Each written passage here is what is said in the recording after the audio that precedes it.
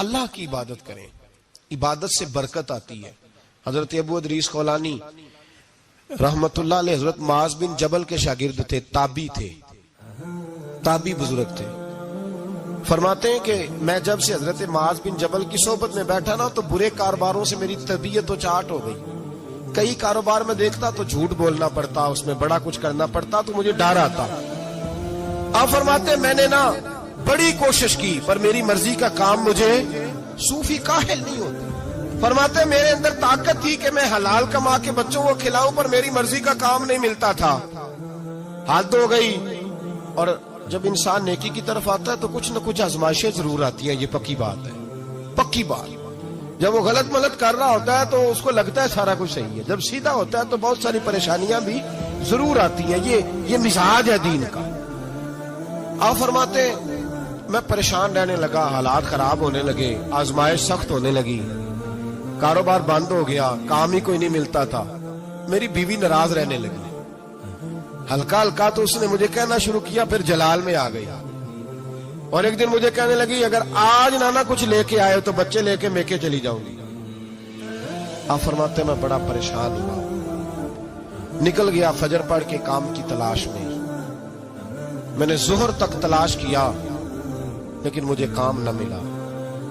آپ فرماتے ہیں نہر فرات کے کنارے تپتی ہوئی ریت پہ میں بیٹھا تھا تو میرے دل میں خیال آیا بندوں کی مزدوری نہیں ملتی تو آج اللہ کی نہ کر لیں، آج اللہ کی مزدوری نہ کریں۔ آپ فرماتے ہیں میں نے گرم ریت سے تیمم کیا، وضو کیا وہیں فرات، اور گرم ریت پہ کپڑا بچھایا تو نفل پڑھنے شروع کر دی، زور سے اثر تک نفل پڑھے، زور سے۔ چلے میں ایک دعا کرتا ہوں، آپ آمین کہنا، اللہ کرے کہ ہم مغرب کے بعد والے نفل پڑھنے شروع کر دیں۔ نبی کریم سید عالم صلی اللہ تعالی علیہ وآلہ وسلم کے غلاموں کا حال دیکھے، عبادت کا حال دیکھے۔ فرماتے میں نے کہا آج اللہ کی مزدوری کر، زور سے اثر تک نفل پڑے گرم ریت پہ، اور جب اثر ہوئی نا تو میں نے اپنے رومال میں نا تھوڑی سی ریت باندھ لی۔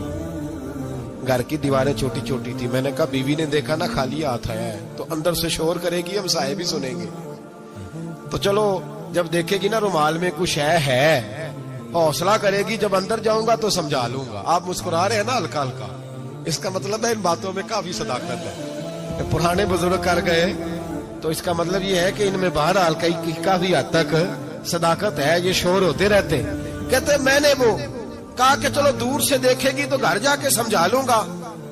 آپ فرماتے پہلے میری بیوی دروازے پہ بیٹھی رہتی تھی، بچے بیٹھے رہتے تھے، منتظر ہوتے تھے کہ کچھ لے کے آئے، گھر میں فاقہ ہوتا۔ آج میں گیا تو شور ہی کوئی نہیں، کوئی شے نظر نہ آئی، وہ ریت سے بھرا ہوا میرا پلو میں نے دروازے کے ساتھ رکھا، اندر چلا گیا، بیوی کو آواز دی کہاں ہو؟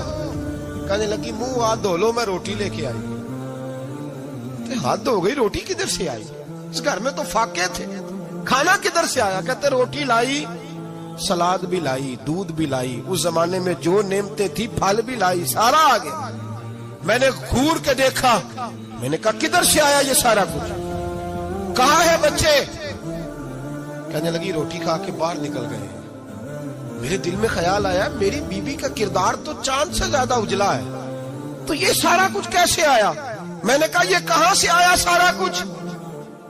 تو کہتی ہے میری طرف دیکھ کے کہنے لگی پتہ نہیں آج کس کریم کی مزدوری کرنے چلے گئے تھے، پتہ نہیں کس کریم کی مزدوری پہ چلے گئے تھے، زور ہوئی ہے تو اس نے اناج کی بوریاں بھیجی ہیں، چاول بھیجے ہیں، پھل بھیجے ہیں، اتنا کچھ بھیجا ہے کہ میرے گھر میں رکھنے کو جگہ ہی کوئی نہیں۔ یہ کہتے کہتے اٹھی اور کہنے لگی پہلے ہی بڑا آیا تھا، اب اور کیا لائے ہو؟ آپ فرماتے میں سکتے میں تھا، اس نے جا کے میرا رومال جو کھولا، میں ریت لایا تھا، رب کریم نے ہیرے بنا دیے، وہ ہیرے بن گئے۔ آپ فرماتے کہنے لگی کس کریم کی مزدوری پہ گئے تھے؟ فرماتے میں اٹھا اور کچی زمین پہ سر سجدے میں رکھا، میں نے کہا مالک میں ساری زندگی دنیا راضی کرتا رہا، لوگوں کے دروازوں پہ کھڑا رہا، تعلقات بنا کر تھوڑی سی روزی کے لیے جدوجہد کرتا رہا، دھتکارا گیا، ستایا گیا، مولا میں تو تیرے دروازے پہ آج آیا ہوں، پوری دیہڑی بھی نہیں لگائی، زور سے سر ڈیوٹی کی ہے، اللہ تیری تھوڑی مزدوری کا اتنا اجر ملتا ہے؟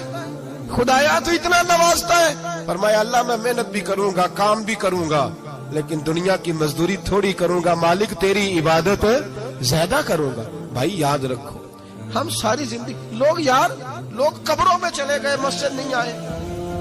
قبروں میں الہاکم التکاثر حتی زرتم المقابر, قبر میں جانے کا ٹائم آیا, لوگوں کی نمازیں پڑھ دی گئیں, پر لوگوں نے نمازیں شروع نہیں کی. نمازیں پڑھ دی, کہیں لے جاؤ, شادی کا موقع ہے تو وہ کراچی جانے کو تیار ہے, لیکن چند فرلانگ پہ مسجد ہے, مسجد جانے کو تیار ہے. اللہ کے ولی کی علامت ہے, وہ عبادت گزار ہوتا ہے.